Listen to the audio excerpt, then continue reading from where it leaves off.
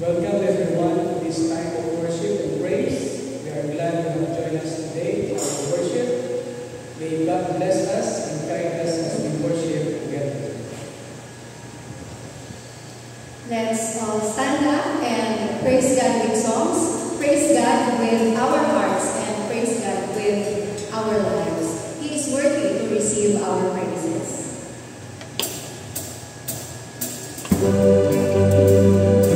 Thank you.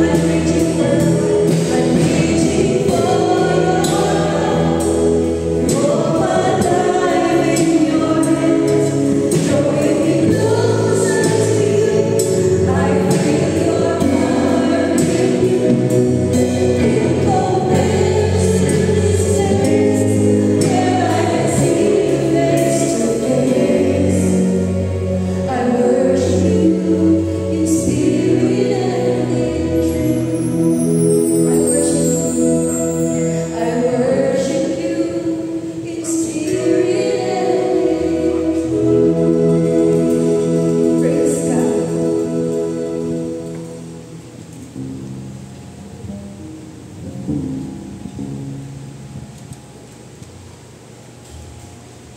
church. Morning. We come before God with grateful hearts, singing the song of deliverance, and we lift our voices in thanksgiving. From the depths of despair, we cry out for God, seeking refuge from our fears. And God lifts us up, giving us a new song to sing. We have been in the shadow of death, but you, O Lord, have turned our darkness into light. You have turned our mourning into dancing, and our ashes into beauty. We were filled with bitter sorrow, but you have filled us with joy and gladness. You have removed our sackcloth and clothed us with honor. So let us approach the throne of God with confidence, knowing that He is our rock and our Savior. Let us give thanks to Him, blessing His name, declaring all His wondrous works. We come to worship, singing our song of deliverance. Turn your hymns to hymn 328. Begin my tongue, sung heavenly.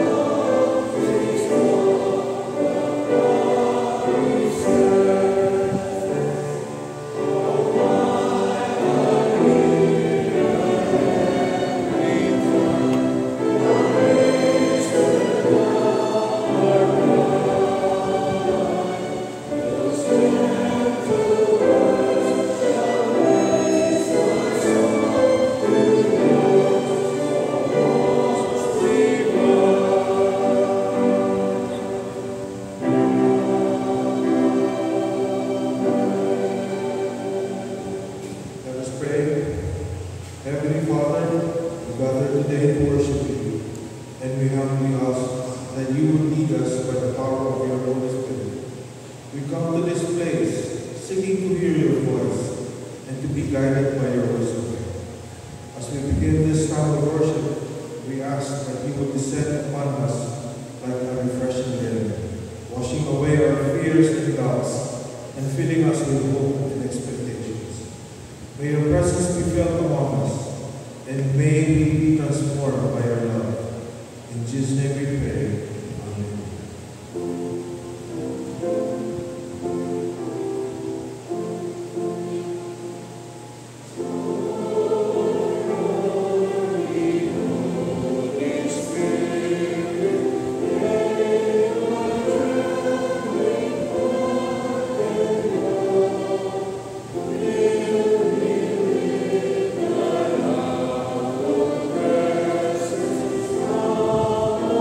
Thank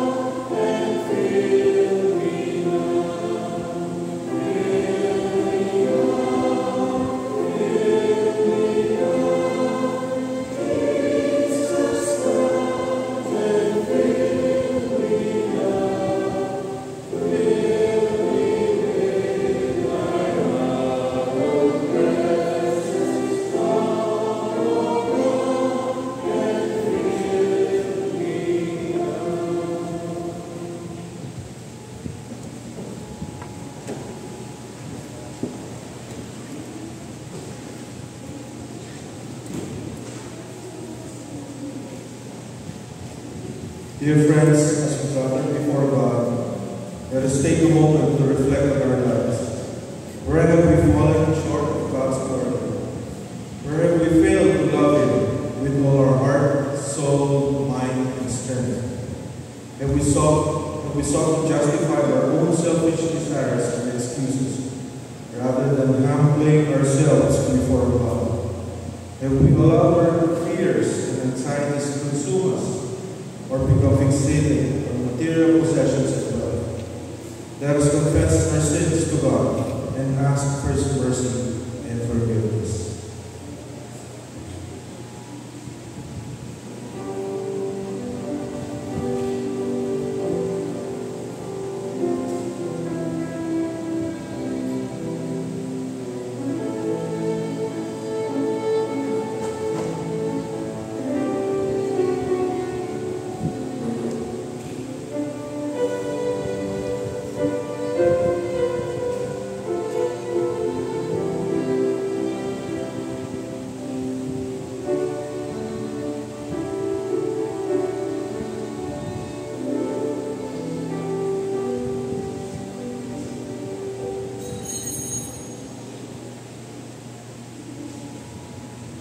For the assurance of God's grace.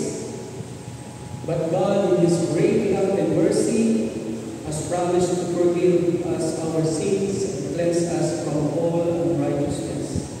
Psalms 103:12 says, "As far as the east is from the west, so far as He has removed our transgression from us. For He is gracious and merciful, slow to anger, and abounding in steadfast love.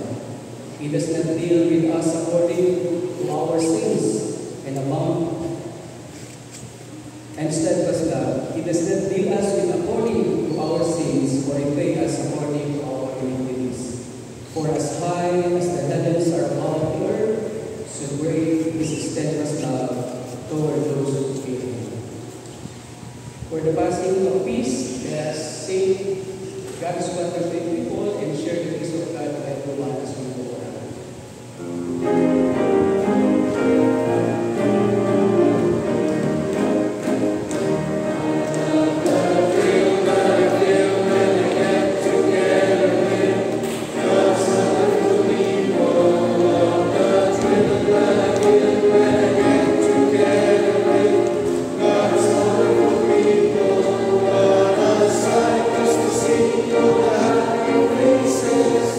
Praising God in heavenly places.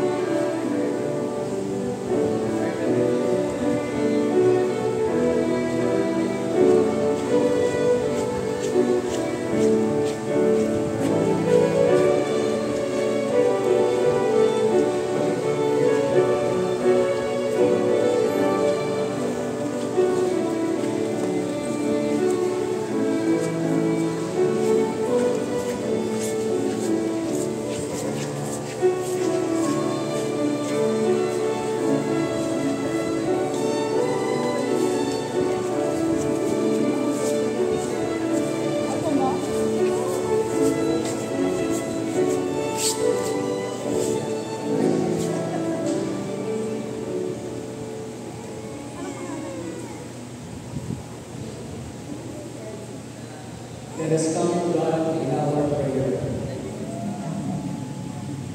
Merciful and loving God, we come before you today with grateful hearts, acknowledging your goodness and mercy towards us. We lift up our church family and ask that you would continue to bless and strengthen the bonds of love and community that exist among us. May our relationship with one another be a reflection of your love and care for us. We pray for our church family who are part of our Sunday morning services, the midweek gatherings, and community outreach program. May your presence be felt among us, guiding us to serve others and share the good news of Jesus Christ with those around us. We lift up in our prayer our youth camp, a time when we have the opportunity to invest in the lives of the next generation. May our young people be challenged to deepen their faith, build meaningful relationships with one another, and be equipped to serve others. We pray that they will experience the joy of being loved by you and surrounded by a community that cares for them. We are grateful for the privilege of serving in school through our ministry, Christian School International. May our faculty and staff be inspired by your spirit as they work with students, teaching them academic skills and modeling Christian values. May our students feel seen, heard, and valued as unique individuals created in your image. Merciful Lord, we pray for our faculty and staff who work tirelessly behind the scenes to make a difference in the lives of our students. May they be refreshed and rejuvenated as they serve, and may their work be filled with purpose and joy. May our church family be a beacon of hope and light in our community, shining brightly as we demonstrate your love and care for others. May our hearts remain humble, hungry for your guidance and direction as we seek to serve you faithfully. In Jesus' name we pray. Amen.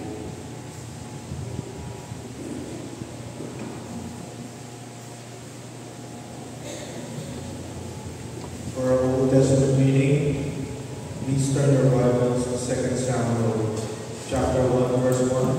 And then again to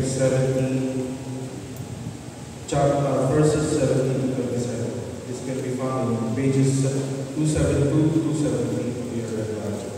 Let's read this responsibly. After the death of Saul, when David had returned from defeating the Amalekites, David remained 2 days in Ziklag.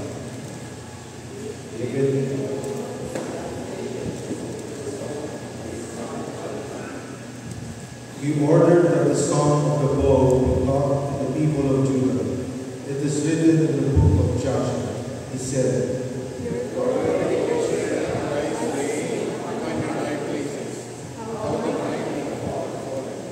tell it not in Gath, proclaim it not in the streets of Ashkelon, or the daughters of Philistines will rejoice. The daughters of the uncircumcised will exult.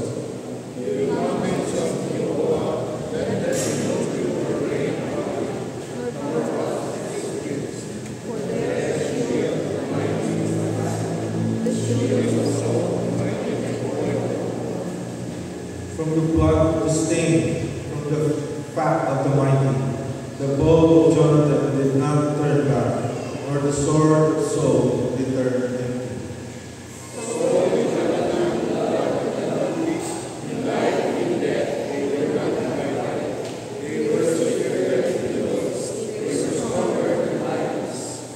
O daughters of Israel, whip over Saul, who clothed you with crimson in luxury, who put ornaments of gold on your apparel.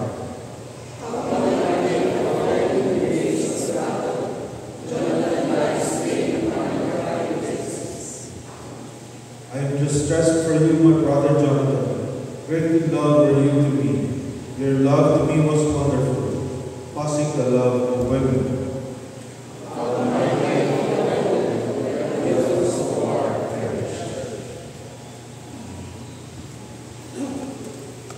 Our New Testament reading is from the Gospel of Mark, chapter 5, 21 to 43. When Jesus had crossed again in the boat to the other side, a great crowd gathered around him, and he was by the sea.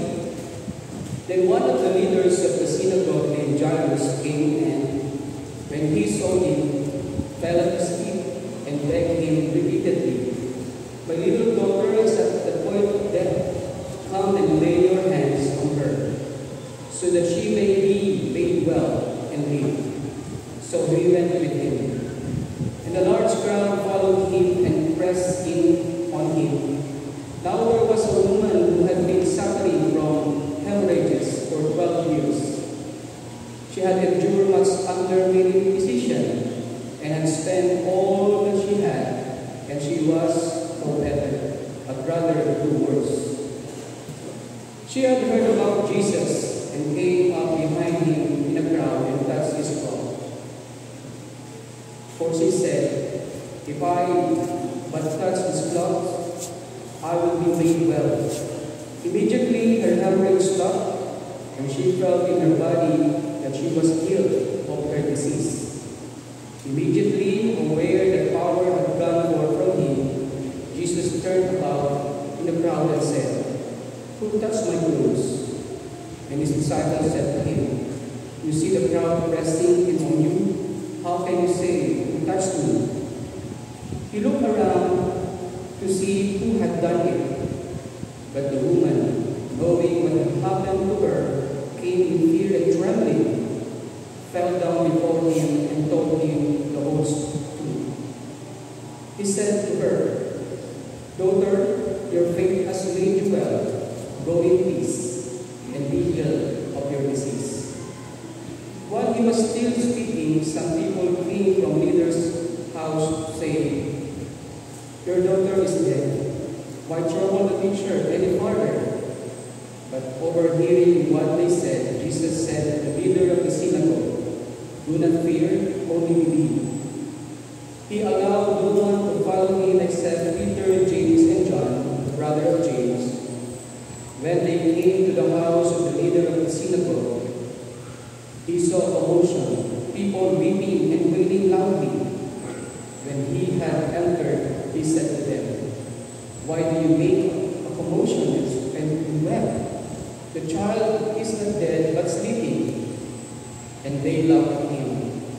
Then he put them outside and took the child's father and mother and those who were with him and went in where the child was. He took her by the hand and said to her, "Talitha kum," which means, "Little girl, get up." And immediately the girl got up and began to walk about. She was 12 years of age. At this, they were overcome with amazement.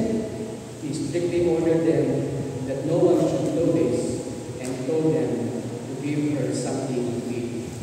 May the good Lord bless us upon the hearing and listening of His word. Amen.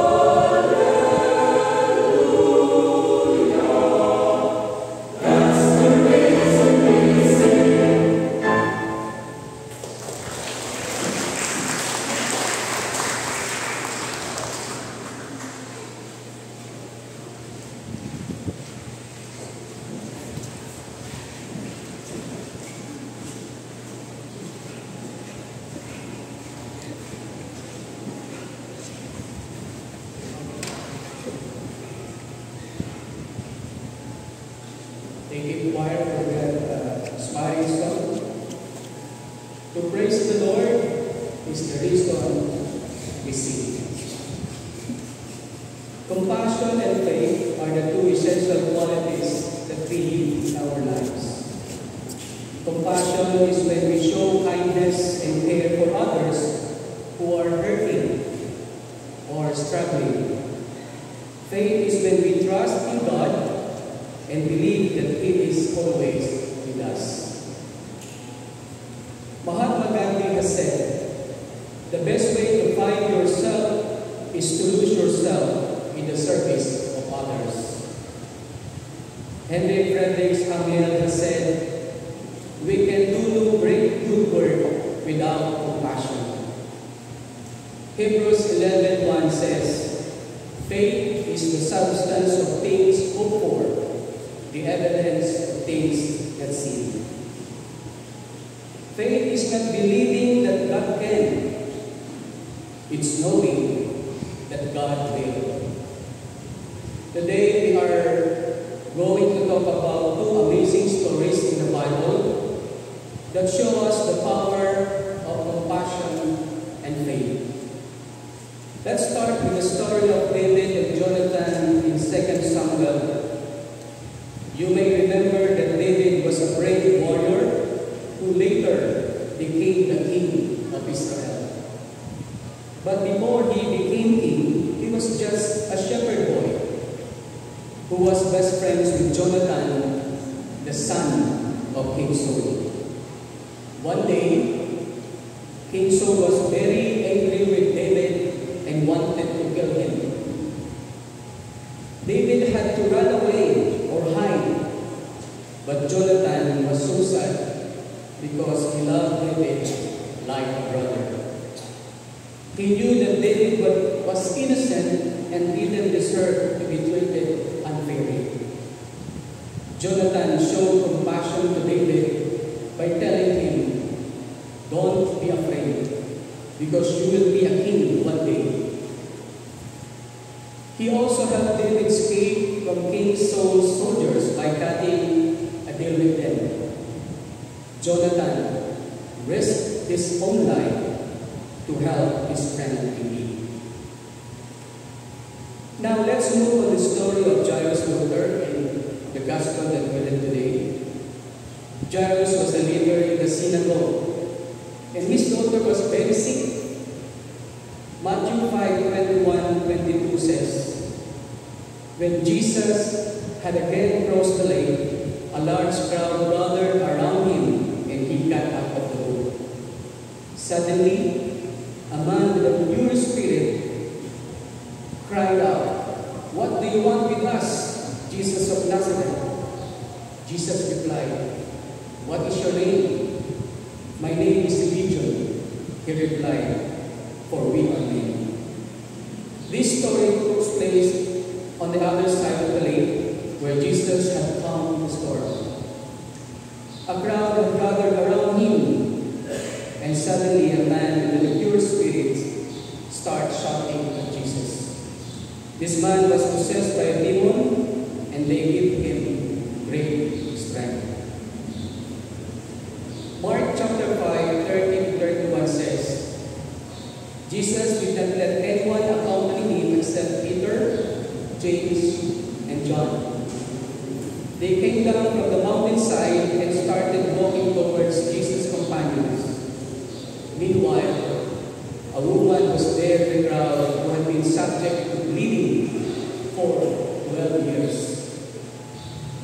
He had suffered a great deal under the care of many doctors and had spent all she had, yet instead not getting better. She grew worse. As Jesus approaches Jairus' house, a woman with a long string of bleeding touched her cloak, believing that if she can just touch his garment, she would be healed. This woman had spent all her money trying to find a cure, but had only gotten worse. Jesus feels compassion for her and says, take heart, dear woman, you are saved. Meanwhile, Jairus is desperate for help because his little daughter is dying. He falls at Jesus' feet and begs him to come to his house because his daughter is at the point of death. When they arrive at Jairus' house, everyone is mourning because the little girl has died. Mark 5 verse 36 says, someone told Jesus, your daughter has died. Why trouble the teacher any further? Overhearing what was said, Jesus told him, don't be afraid, just believe. What do we learn from these stories? We learn that compassion and faith go hand in hand. Jesus shows compassion to the woman with a bleeding condition by healing her instantly. He shows compassion to Jairus' family by raising his daughter from the dead. But we also see that faith is necessary for receiving this miracle. Faith is necessary for receiving these miracles. The woman believed that if he could just touch Jesus' clothes, she would be healed. Jairus believed that if he could just get Jesus down to his house, his daughter would live. Just touch Jesus' clothes, and Jesus come to his house, miracle took place. We as believers of Christ, we need to cultivate both compassion and faith in our lives. We need to show kindness and care to those around us who are struggling. We need to trust in God's goodness and power to work miracles in our lives. But the question is, how can we apply this teaching of Jesus in our lives? Think of someone in your life who is struggling or hurting right now. How can you show them compassion this week? This is a great application question. What we can do is to identify someone who is struggling or hurting. Who is that someone in your life who is going through a tough time? It could be your friend, just like David. It could be your family member, a colleague, or even a stranger. Think about someone who is dealing with physical or emotional pain, struggling with mental health, or is facing a difficult situation. What we can do? Reflect on their needs. What specific needs do they have right now? Are they feeling lonely, anxious, or uncertain? Do they need emotional support, practical help, or spiritual guidance? What we can do? Show compassion, just like Jesus did. Here are some practical ways to show compassion. 1. Listen actively. Sometimes, all we need is someone to listen without judgment or offering solution. Give them your undivided attention and let them share their thoughts and feelings. 2. Offer emotional support. Be present with them. Offer words of encouragement and validate their emotions. Remind them that they are not alone and that you care about them. 3. Provide practical help. Depending on their needs, you could also provide something that you can give to them. Meal or resources to help them cope with their situation. And 4. Pray for them.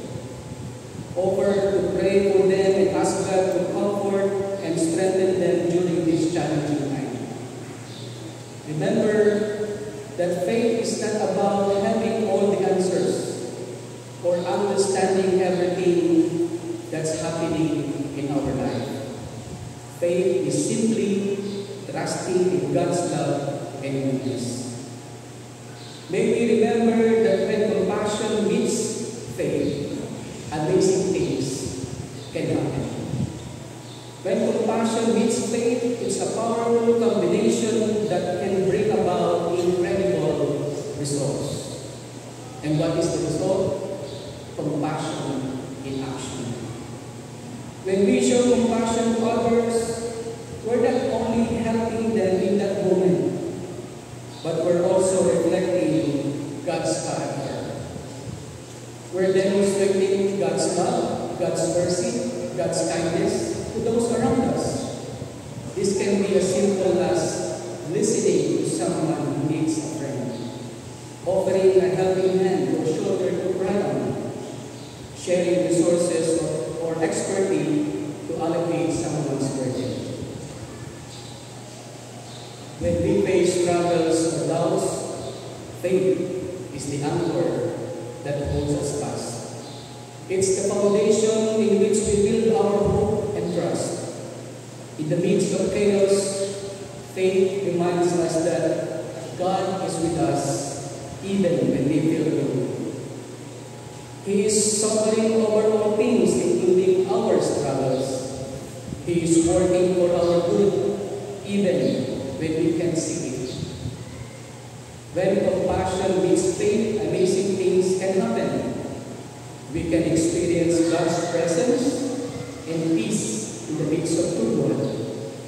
We can see His power and provision manifested in our lives and the lives of others. We can grow in our understanding of His character and nature. And we can be more effective witnesses for Him as we live out our faith in action. Let us pray. Merciful and loving God, we thank you for showing us your compassion and mercy. Help us to cultivate both compassion and faith in our lives. May we trust in your goodness and power to work miracles in our lives and in the lives of those around us. Amen.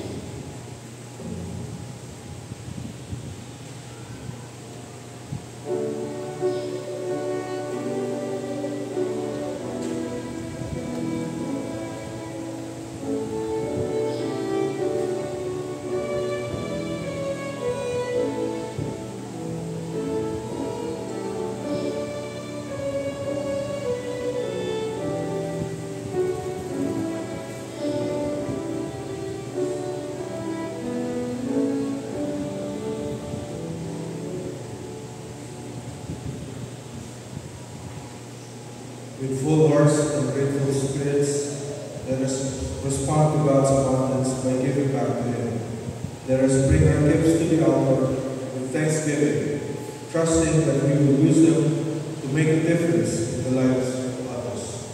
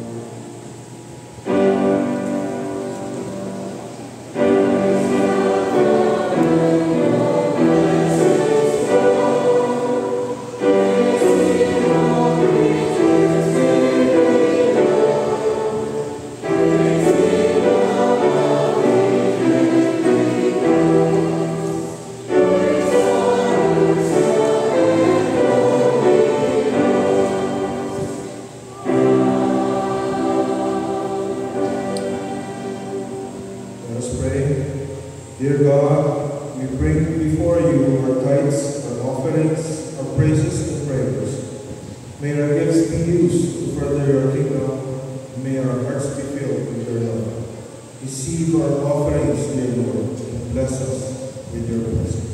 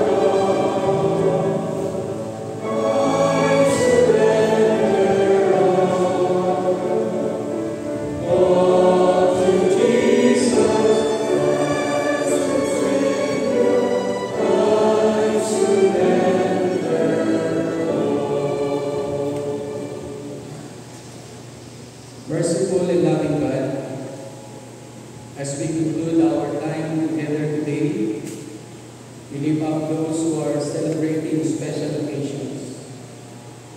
We thank you for the gift of life and the blessings that surround us. We rejoice with brothers and sisters as they celebrate their birthday, and we ask that you would bless them with a year filled with joy, health, and purpose. We also give thanks for the husband and wives as they celebrate their wedding anniversary, a testament to the love and commitment that they have for each other.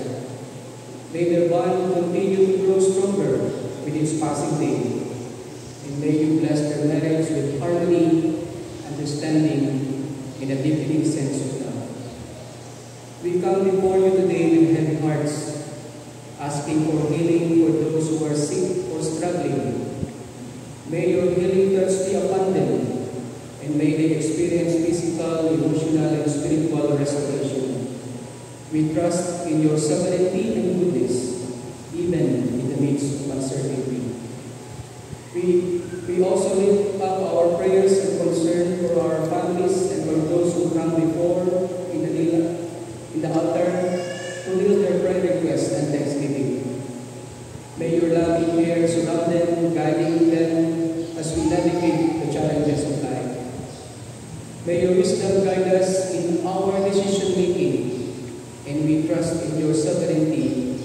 we seek to honor you. We pray for those who are seeking answer to their prayers regarding work, business, or personal decisions. May your guidance be clear, and may we be led by your Spirit as we make choices that align with your will. As we look toward the days ahead, we give thanks for the many blessings you have bestowed upon us. May we remain grateful and humble, recognizing that all good things come from you. May your sustaining grace be upon us, guiding us, give us strength and encouragement as we navigate life's ups and downs. And now, O Lord, we ask that you would bless us with your benediction. May your peace be upon us, keeping our hearts and minds at rest. May your love surround us like a shield, protecting us from harm and filling us with joy. And may your presence be our constant companion, guiding us every step of the way. This we pray in Christ's name. Amen.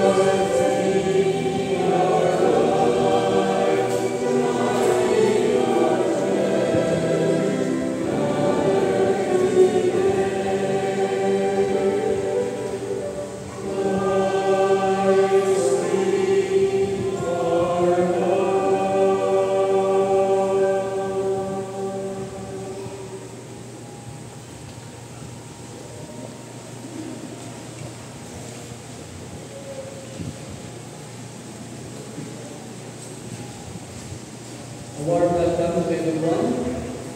Let love, peace, and unity reign among us, because only through this we experience the mystery of God's kingdom here on earth. We welcome everyone in our celebration and worship for today.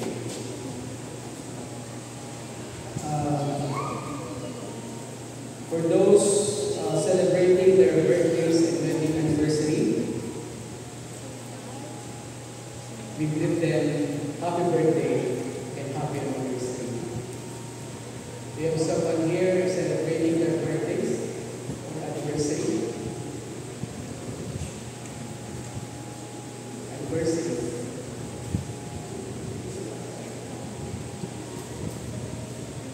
To those who want to offer flowers,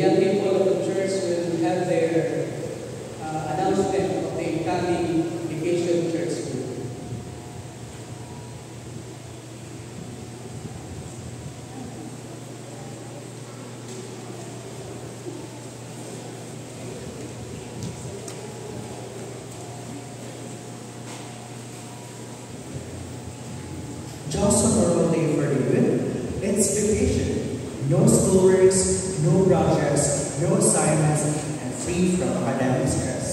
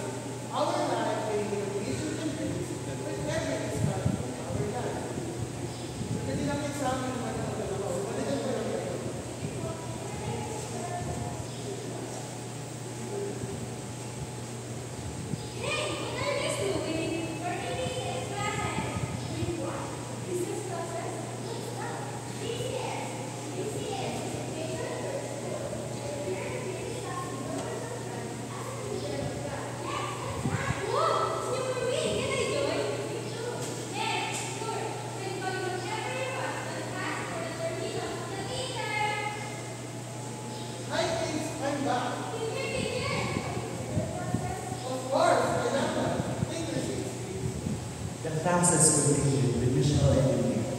They enjoyed it very much. It was full of fun activities, interesting lessons, laughs, and smiles. Okay, class. This is class for today. Thank you so much for your time today. See you next week. Goodbye.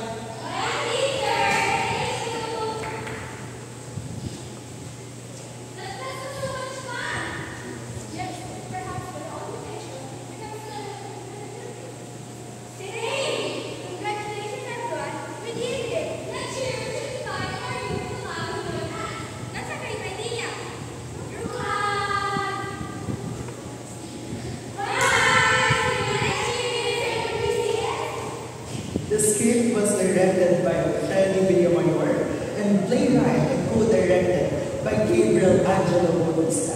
However, in this script, we saw how Vacation Church School builds bonding of each youth member aged 5 to 13 years old. Also, we all know Vacation Church School is coming back on July 8 to 13. On behalf of Christian Youth Fellowship, we would like to invite the kids in your household, your child, pamangkin, or to participate in the said event. Thank you and have a blessed Sunday as well.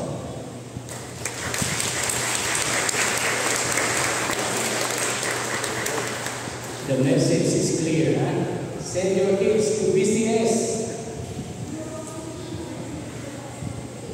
And take note of our regular activities posted in our liturgy. You can bring this home and you can use this in your family altar and take note of the different activities of the church. We also thank the Lord for your support to the ministry of the Church of Mount Palms. We have here the updates of the tithes and offering last Sunday. I will not announce the number, but you can see the number. We praise the Lord. For the worship service, next July 7, first Sunday, our liturgist is Joan Agay. The greeters, the board of stewards, and the ushers, the board of the POE, the greeters, the ushers, the POS. There is a reminder from the board of elders. If you are chosen by God to be the liturgist, automatic your family will be the greeters. And if you're alone, don't worry, you can bring along your friends to be the greeters. So our greeters now will be the family in church or the friends of the liturgist. If you have questions,